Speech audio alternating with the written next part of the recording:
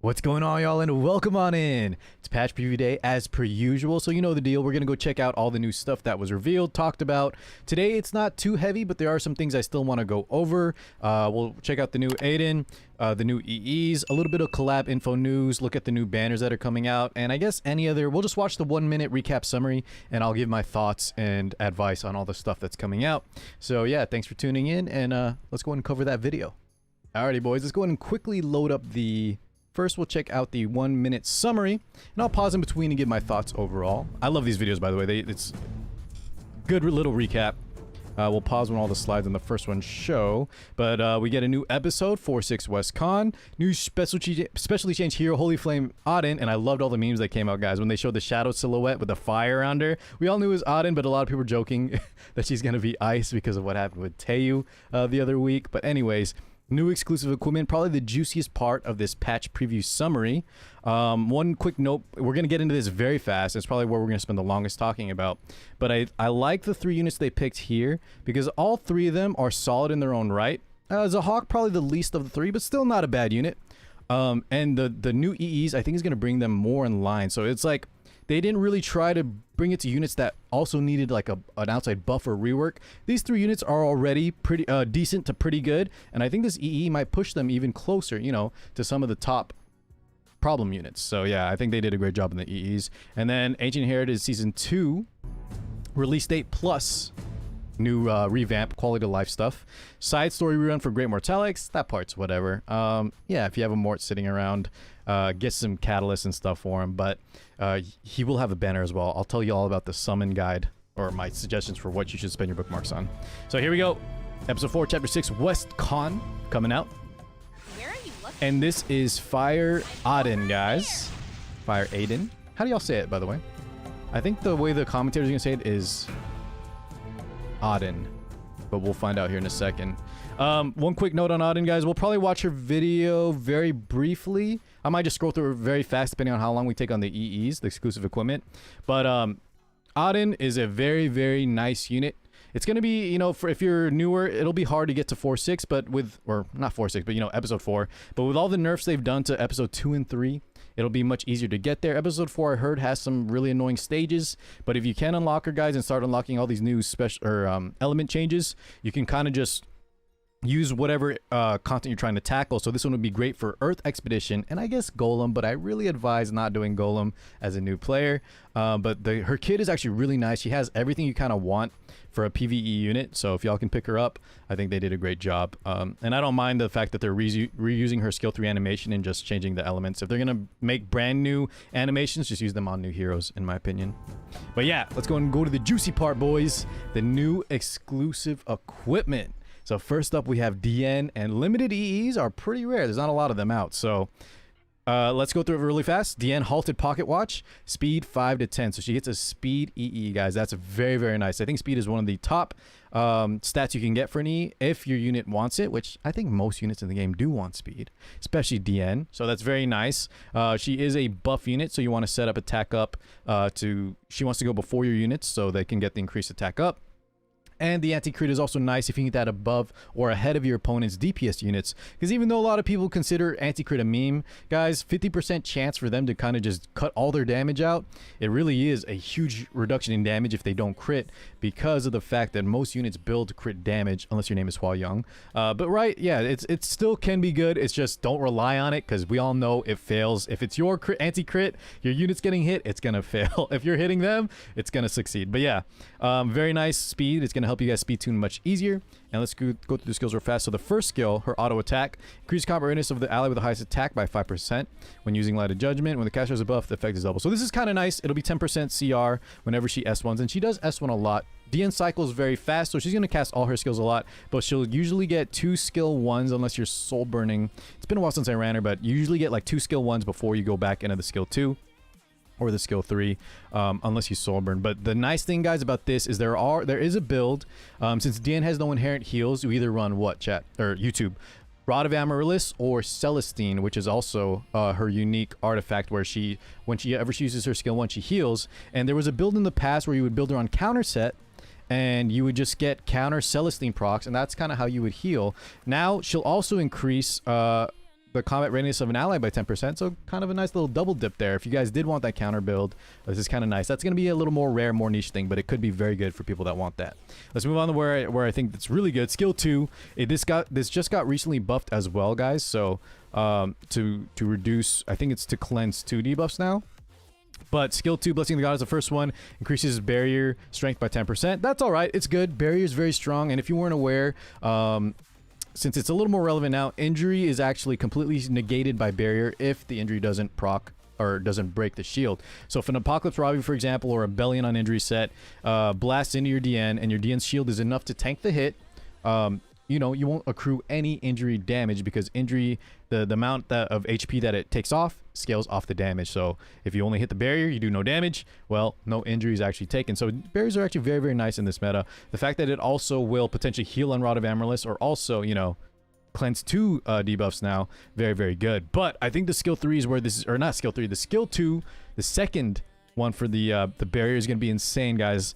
This one, by the way, they have the... Yeah, this is just the skill name. Never mind. Increases combat readiness of all allies by 15% when using Blessing of the Goddess. And I believe that'll affect herself as well. All allies includes herself. So that's a grand total of 60% combat readiness increase. That's even more than Amelia's. Now, Amelia's is still arguably better because it'll boost 1 unit by 50%. Which is huge, but Diane's overall buffs is actually a net, is more of a net gain. And I think this is actually very, very nice. If you combine it all together with the buffs to the recent barrier on her skill 2, with the increase of speed on the pocket watch, I think those of you that are sitting on a DN, let's say you don't have Amelia yet, although stay tuned for the collab news. It's not a lot, but there's some notes I want to tell y'all about. Or predictions, but the skill 2, I think DN is now becoming a very, very nice unit again. I expect to see her a lot more often. I think Amelia is still better, or Mediator Quirk, if you have access to him, is still probably overall better, more versatile. But those of you that have DN and don't mind the kind of anti-crit mechanics, I think she's a very, very solid pick now with this EE. So I think kudos to Smaugate. They did a good job balancing this. I think DN is getting even better. She's not going to be oppressive, overpowered, but she's going to be much, much nicer, much more viable. So let's move on here and let's talk about Zahak next. A Spell of Tragic Love. Well, who could that be?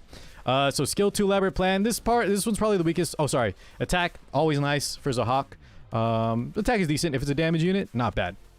Skill 2, Elaborate Plan. This is the shield, as well as a cleanse, I believe. It's been a minute since I ran him. But this will also now give him increased attack of the target and himself for 2 turns. That's okay, guys. The deal with Zahak is when you bust him out, unless you're doing like a special build, a meme build, or just having fun, you typically, the barrier's not really that great. You really want to use his skill 3 to decimate a unit, typically like a Violet, right? Because of the way his skills work. And then you either kill them or damage them enough to where you kind of just finish the match after that. So Hawk is more aggressive. If we're having to use shields and like follow-up attacks, it's not the best situation overall. There's more units that can run or do more damage in the long run. So Hawk is really just he wants to hit hard and hit fast, and I think the skill 2, just not even for this EE but in his overall kit, not that impressive. But you know what, more additional attack up for him and the target, not bad. Maybe it'll give him more utility. Skill 3, this is where I think it's really nice. So the Execute inflicts resource reduction, which I believe, guys, let me know if there's someone else, but I think so far I've only seen it on Penelope, and she has, I think, 100%. I'll double check that, but let me know in the comments.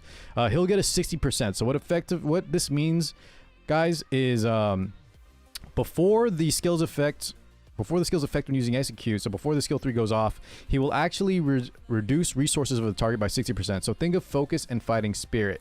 If it's Fighting Spirit, think Landy, and she has her max bar, Zahak will actually remove 60% of it. So 60 out of 100. If it's a focus unit, think Violet, and he has 5 focus, so he's ready to boost the big skill 3. This will cut out, I think, 3 out of 5. Is that 60%? It's something like that, guys. That might not be the exacts, but I'm pretty sure this is how it's going to work. And the fact that it's now on another unit, kind of interesting. Gives him a lot more utility. Same thing with here. So I think they just want to make him more than just like that, you know, hit a target really hard and either injure it to death or just, you know, kill it straight out. Beyond being like an insanely easy unit to gear and fighting some of those annoying units, those evasion units, I think this gives him a lot more versatility. I don't like the skill 3 at all. By the time you get back to the skill 3, you know my take on this, guys. I've said it many times. But if a lot of units, if Zahak gets to another skill 3, you've probably already won at that point. or you're just, you know, outgearing your opponent, because yeah, this shouldn't, if it's an equal opponent, you probably, by the time you get to Zahawk skill 3s, something went wrong. They should have killed him by then, or you should have won by then. But yeah, I think the first two, especially the second one, is probably where most people are gonna run. Okay, let's go to the next one. Inferno Kawazu, guys. Now this one is gonna make me want to build him. So attack, another decent thing, because a lot of his damage goes through burns, and attack scales really well with burns, of course. So skill 2, the passive, Malika's power, just a straight 5% combat readiness boost. That's all. That's always nice, always decent. The fact that he'll also get more attack, like 40% more attack, more CR. Good for a unit that was already pretty decent. Skill 2, Malika's power, the same thing. The passive grants immunity to the caster for 2 turns when using Blazing Fire. I think this is very, very nice. 2-turn immunity is always good, especially in this meta. And the fact that it's just automated onto a skill 2, very, very insane. The skill 3, Flames of Destruction, will also silence the target now for 1 turn. And when he's granted Vigor, which he'll either get from the skill 2, or a lot of people like to pair him with Conqueror Lilius, right? Her skill 3 gives Vigor buff. This will ignore effect resist. This effect is applied before inflicting burn. This one I think is not that great unless you're using him for a specific scenario where you know you're not going to kill the target.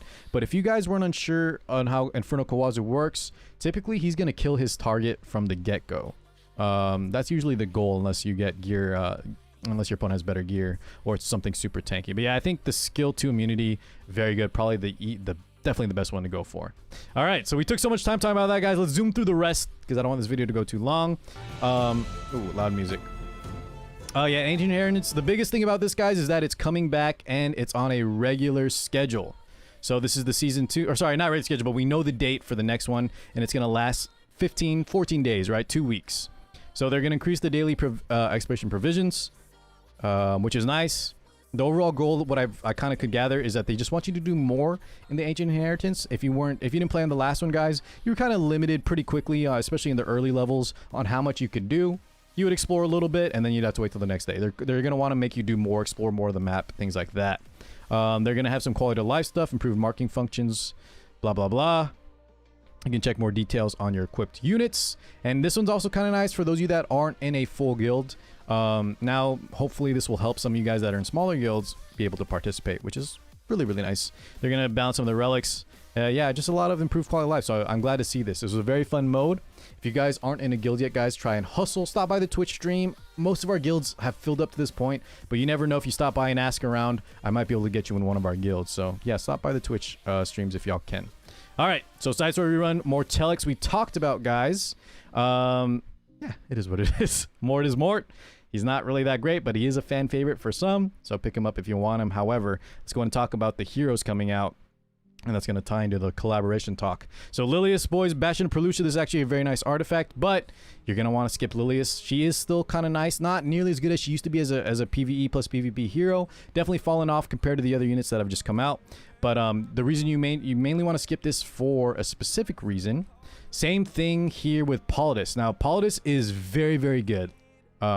Oops, sorry, am I max screen? Yeah, Politis is very good, boys, but the fact that you can get her from your second selector, which happens in episode 3, try to get that first. And honestly, even for Politis, even though she's super good for PvP, you want to skip this as well because of the collab news, which we're going to talk about here in a second. And then there's Mort for the side story. Guys, I don't need to tell y'all, skip the Mort, okay? Get him later. If you really, really like him, get him later. I do use him in my Katie's 13 team, though. Quick note on the Mystic Summon rotation. If you want to get the new skin for May Chloe, you can get her here. She's not in a bad spot. Definitely not like a top Soul Weaver like she used to be, but still pretty decent and good in the right hands. ML Ken, very hard to gear, very hard to use. I wouldn't suggest him unless you know you love him and you don't mind spending all your time trying to get specific gear for him. Haste is a unit that used to be absolutely insane. Really good for like 813. But overall, I don't think he's that great in this meta anymore. You don't see him very much because his tempo is too slow. Overall, he's just not good as good as he used to be.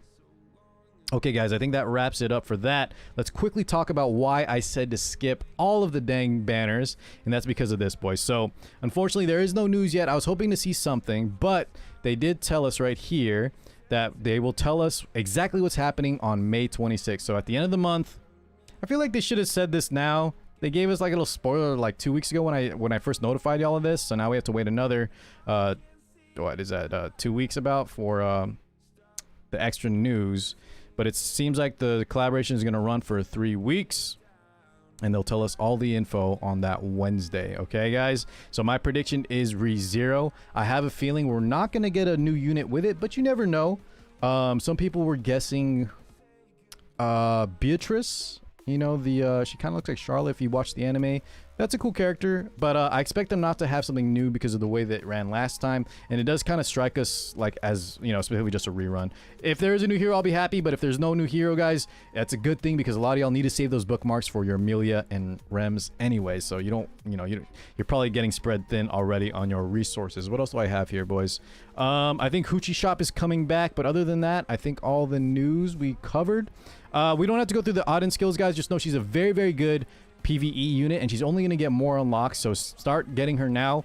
And it just takes resources to you need those stones to change her from earth to fire. But the fact that you can swap her and get those runes and stuff, she's an insane PvE unit. Try to get her sooner than later. So there's some packs in there, and yeah, I think that about covers it. All right, guys, thank you so much for watching. I'll catch you all in the next one. Peace out, everybody.